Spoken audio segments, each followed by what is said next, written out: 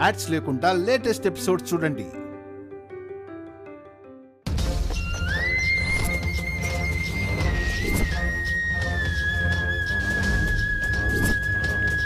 అయ్యో, చచ్చిపోయి ఉంటాడా? ఏమో, రక్తం చూస్తుంటే ఇప్పుడే జరిగినట్టుంది. ఎవరైనా పోలీసులకు ఫోన్ చేయండి. అంతకంటే ముందు అంబులెన్స్ చేయడం మంచిది.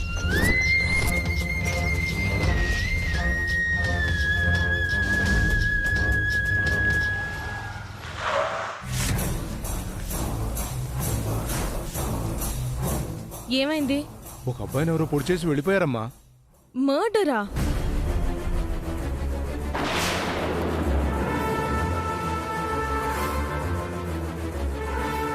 కొనూపిరుంటే బతుకుతాడు.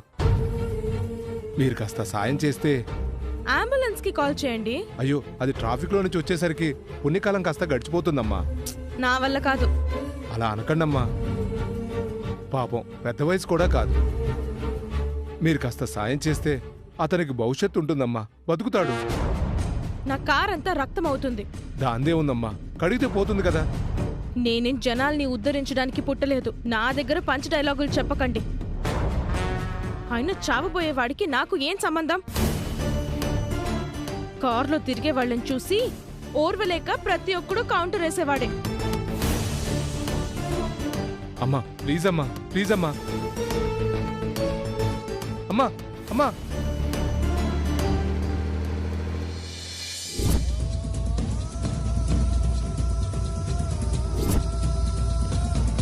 అన్నా ఆపండి అన్నా. ఏంటి? అన్నా, ఒక అతన్ని ఎవరో కత్తితో పొడిచి పారిపోయారు. తొందరగా హాస్పిటల్ తీసుకెళ్లి జాయిన్ చేస్తే బ్రతికే అవకాశం ఉంది. గిరాకు ఉంది సార్. అమ్మా, మీరైనా కాస్త పెద్ద మనసు చేసుకోండి అమ్మా. నేనొక ముఖ్యమైన పని మీద వెళ్తున్నాను, కానీ ఇక్కడ మనిషి ప్రాణం అంటున్నారు కదా. అవునమ్మా. తీసుకువెళ్దాం పదండి. రండమ్మా.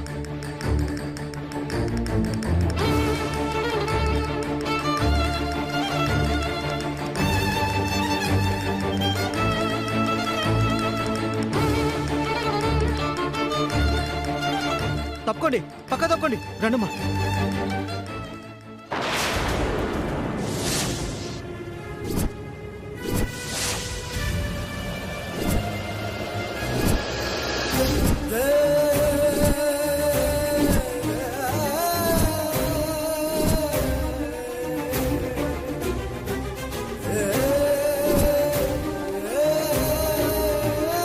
శ్రీకర్ గారు,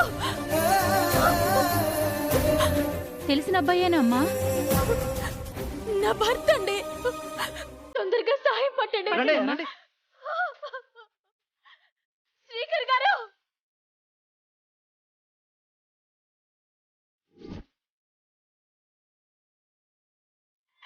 ఏవండి, కళ్ళు తెరవండి.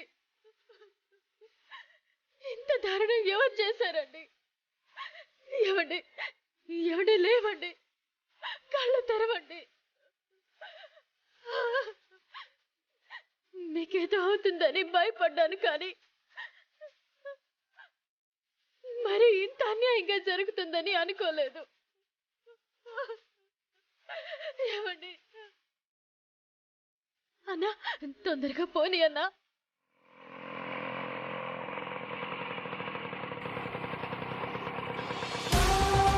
అన్నా, మీరు కొంచెం సాయం పట్టండి. అలాగేనమ్మా. తొందరగా స్ట్రెచర్ తీసుకురండి, తొందరగా.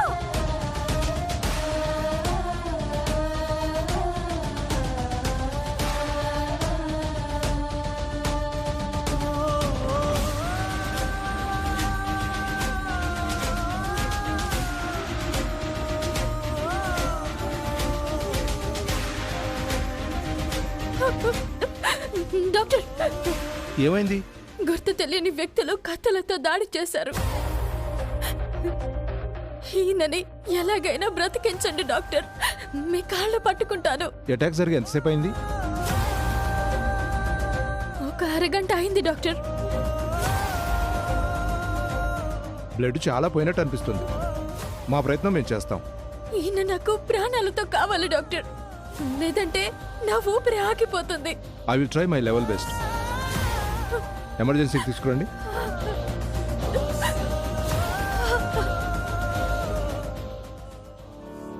ఈశ్వర పరమేశ్వర చూడరా ఎటు చూడరా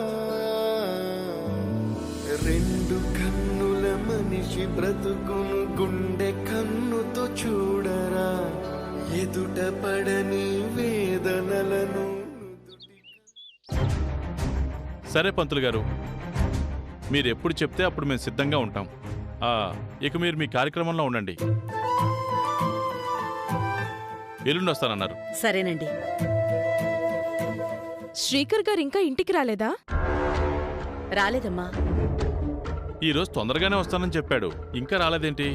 ఇద్దరం కలిసి సరదాగా అలా బయటకు వెళ్దామని అనుకున్నాను. ఫోన్ చేసి రమ్మని చెప్పండి మామయ్య. సరే అమ్మా.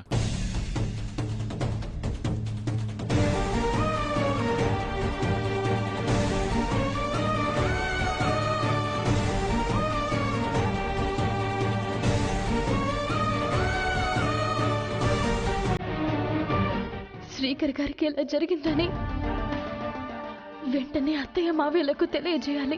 లేదంటే ముందు ఎందుకు చెప్పలేదని అంటారు. తొందరపడి చెప్తే అత్తయ్యకు ఏమవుతుందో అని మరోవైపు భయంగా ఉంది. ఏం చేయాలి?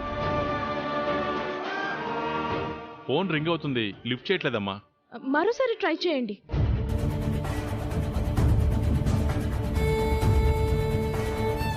ఇంత పెద్ద విషయం చెప్పకపోవడం నాది తప్పవుతుంది. ఏది జరిగితే అది జరుగుతుంది. చెప్పేస్తాను. ఎక్స్క్యూజ్ మీ, అతని పాకెట్లో ఉంది, ఇందాక నుంచి రింగ్ అవుతుంది.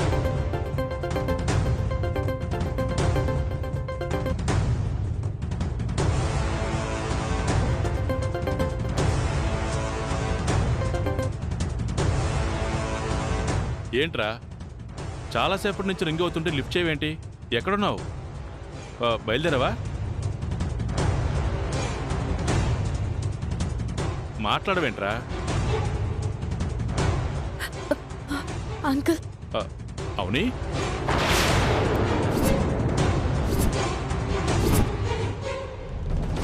వాడి ఫోను నువ్వు లిఫ్ట్ చేసావేంటమ్మా?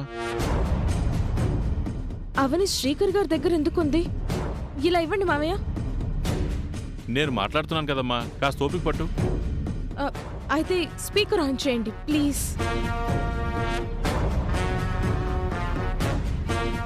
ఇప్పుడు మాట్లాడండి. అమ్మా అవని, ఎక్కడున్నారు మీరు? శ్రీకర్ ఫోన్ నువ్వెందుకు లిఫ్ట్ చేసావు? హాస్పిటల్లో ఉన్నాము.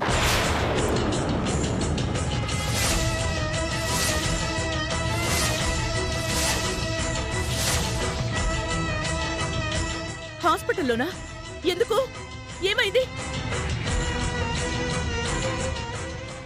శ్రీకర్ గారిని ఎవరో కత్తితో పొడిచారు.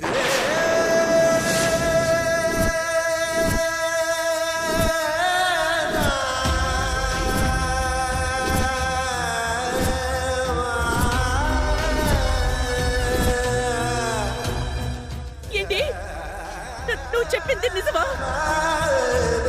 ప్రస్తుతం శ్రీకర్ గారు చావు బతుకులతో పోరాడుతున్నారు.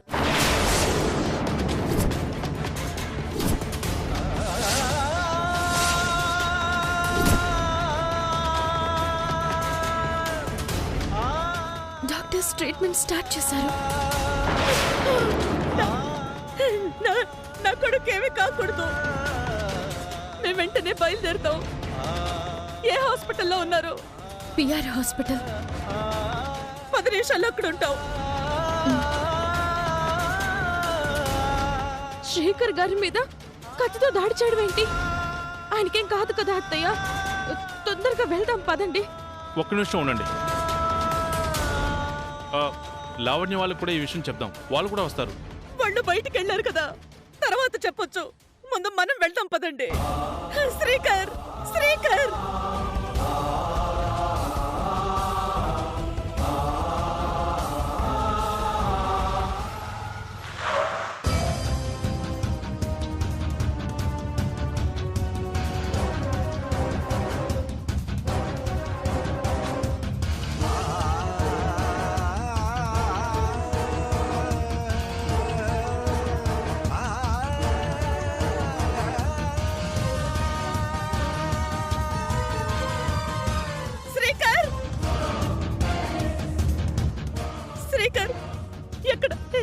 ఎక్కడమ్మా నా కొడుకు? చెప్పు. లోపలే ఉన్నారా ఆంటీ? ట్రీట్మెంట్ జరుగుతుంది. డాక్టర్స్ ఏమన్నారమ్మా? వాళ్ళు ఇంకా బయటికి రాలేదు. కండిషన్ ఎలా ఉందో తెలీదు. నలుగురితో కలిసి ఉంటాడు, నవ్వుతూ ఉంటాడు, ఎవరి జోలికి పోడు. అలాంటి వాడు ఎవరికి ఏ అన్యాయం చేశాడని ఇంత దారుణం చేశారు. వెంటనే నా కొడుకుని చూపించండి. ఏమండి? డాక్టర్ బయటికి రాందే మనం ఏం చేయలేం వేదా. ఊరుకో. రక్తం చాలా పోయిందా ఆంటీ? అదే నాకు భయంగా ఉంది. శేఖర్ గారితో నా జీవితం గురించి ఎన్నో కలలు కంటున్నాను. మా పెళ్లికి ముందు ఇలాంటి బ్యాడ్ జరగడం ఏంటి? ప్రాణంగా ప్రేమించాను. ఆయనకి ఏదైనా అయితే నేను తట్టుకోలేను. దేవుడు మనకి అన్యాయం చేయడు. భయపడకండమ్మా. డాక్టర్, నా కొడుకు ఎలా ఉంది? ప్రాణగండం తప్పింది కదా? సీరియస్గానే ఉంది.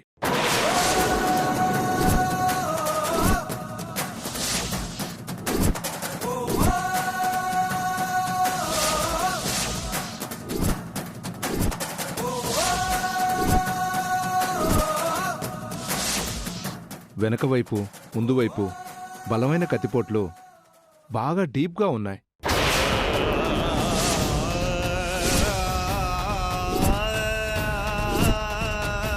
కొన్ని టెస్టులు చేసిన తర్వాత చిన్న సర్జరీ చేయాలి. అప్పుడు గానీ తన కండిషన్ గురించి చెప్పలేం. డబ్బు గురించి ఆలోచించకండి. ఆస్తులు అమ్మైనా ఎంత కావాలంటే అంత డబ్బు తీసుకొస్తాను. వాడికి మంచి ట్రీట్మెంట్ ఇవ్వండి. మా కొడుకు మాకు దక్కితే చాలండి. వాడే మా ఆస్తి. మా ప్రయత్నం మేము చేస్తాం. బట్ మరి కొంచెం ముందుగా తీసుకొచ్చుంటే బాగుండేది.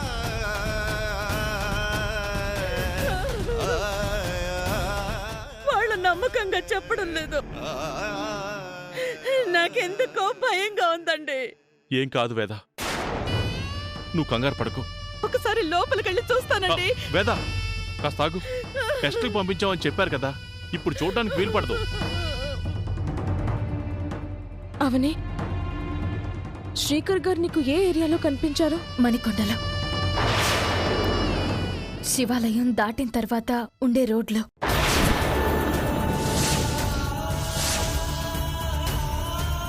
ఒక అబ్బాయిని ఎవరో పొడి చేసి వెళ్ళిపోయారమ్మా.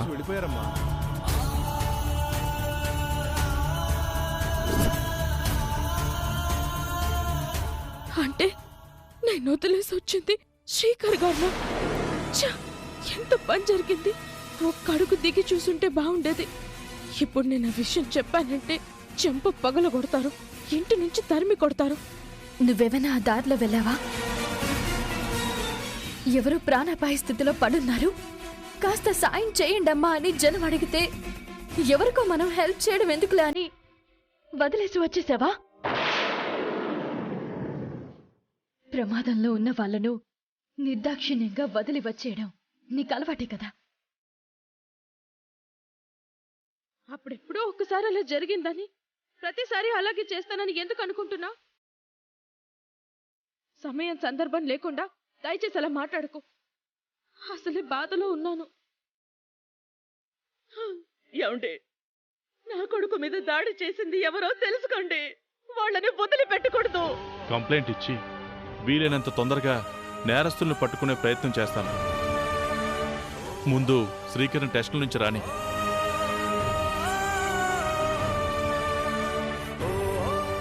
నా మెడలో తాళి లేకపోవడమే దీనంతటికీ కారణం. తాళి దొరకనిది ఆయన గండం నుంచి బయటపడరు. నా తాళి గుడిలోనే పడి ఉంటుంది. వెళ్ళి వెతుక్కోవాలి. దొరక్కపోతే దేవుణ్ణి మొక్కుకొని రావాలి.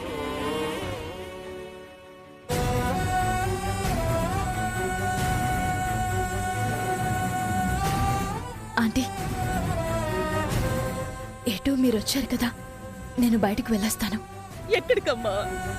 వచ్చేస్తానంటీ. తొందరగా రా అమ్మా. నువ్వుంటే నాకు కొంచెం ధైర్యంగా ఉంటుంది. సరే ఆంటీ.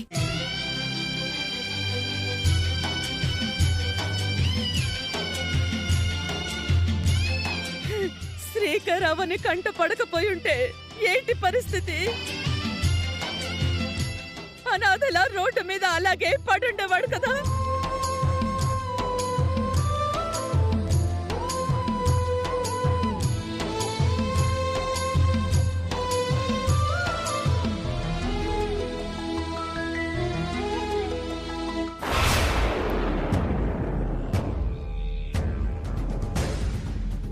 ఈ తాళిలో నీ భర్త ఆయుష్షుందా? ప్రతి ముడితోనూ తన ఊపిరి ముడివేసి ఉంది. నువ్వు దీనిని తెంచిన వెంటనే ప్రాణగండం అతన్ని వెంటాడుతుంది. మృత్యువు కబళించి వేస్తుంది.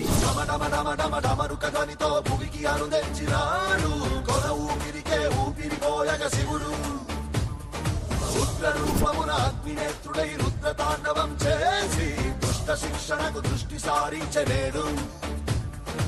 ఓంకారమే ప్రాకారమై ఓంకారమే చేశాడురా సంజామారుత సంకారావంతో సమరమరమరమరుగనితో భూమికి అరుదెంచినాడు. కొల ఊపిరికే ఊపిరి పోలెగ శివుడు.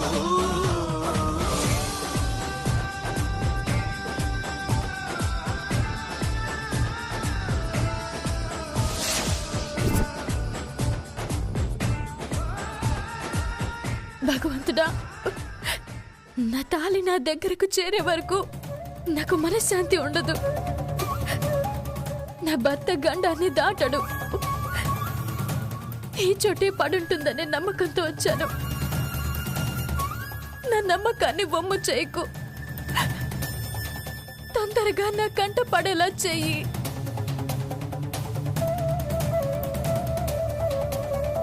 పూజారి గారు, మళ్ళీ వచ్చావేంటమ్మా? ఎందుకు కంగారుగా ఉన్నావు? దైవ సన్నిధిలో ఏది జరిగినా దానికో కారణం ఉంటుందని మీరు చెప్పినట్టే జరిగింది. ఏమైందమ్మా? నా భర్తని ఎవరో చంపబోయారు. ఆయన ఇప్పుడు చావు బతుకుల మధ్య హాస్పిటల్లో పోరాడుతున్నారు.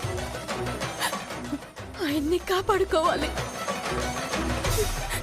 దేవుడి అనుగ్రహం కోసం నేను ఏం చేయడానికైనా సిద్ధంగా ఉన్నాను. ఏం చేయమంటారో చెప్పండి. క్షణక్షణానికి ఆయన మృత్యువుకి దగ్గర అవుతున్నారు. చెప్తానమ్మా. అవి నువ్వు ఆచరిస్తే దైవానుగ్రహం తప్పక లభిస్తుంది. తొందరగా అదేంటో చెప్పండి. అరచేతి మీద కర్పూరాన్ని వెలిగించి దేవుడికి సమర్పించు. అలాగే పొర్లుదండాలు పెట్టు. కఠినమైన ఈ ప్రక్రియలను నువ్వు పూర్తి చేశావంటే నీ భర్తకు మంచి జరుగుతుంది. నీ తాళి నిలబడుతుంది. అయితే వెంటనే చేస్తాను పూజారి గారు. ముందుగా ఆ చెట్టు దగ్గర ఉన్న అమ్మవారిని పసుపు కుంకుమలతో అభిషేకించరా. సరే.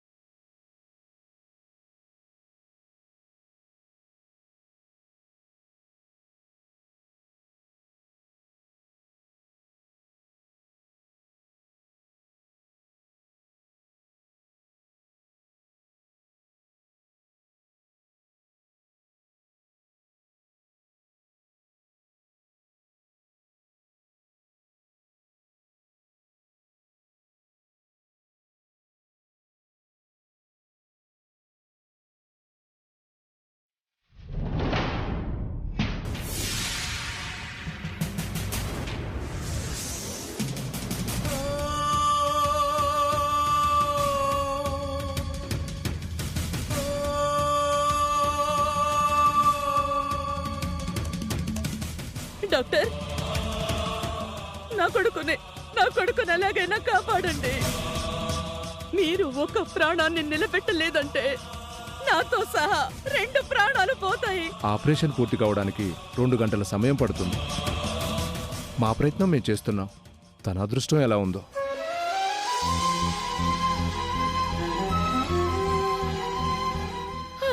అమ్మ నిహారిక, చెప్పండి అత్తయ్య. నీకు కాబోయే భర్త ప్రాణగండం నుంచి బయటపడాలని గుడికి వెళ్ళి మొక్కుకుని రామ్మా.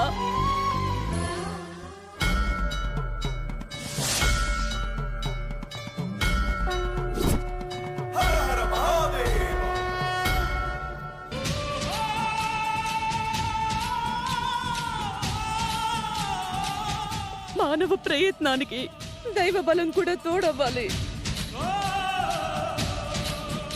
నువ్వు వెళ్ళి శ్రీకర్ పేరున హర్షణలో పూజలు చేయించినమ్మా. కాబోయే భార్య చేసే పూజల వలన తాళి కట్టబోయేవాడికి మంచి జరుగుతుంది. ఇలాంటి విషయాలు నీకు తెలియనివి కావు కదా. అవునవును, నాకు బాగా తెలుసు.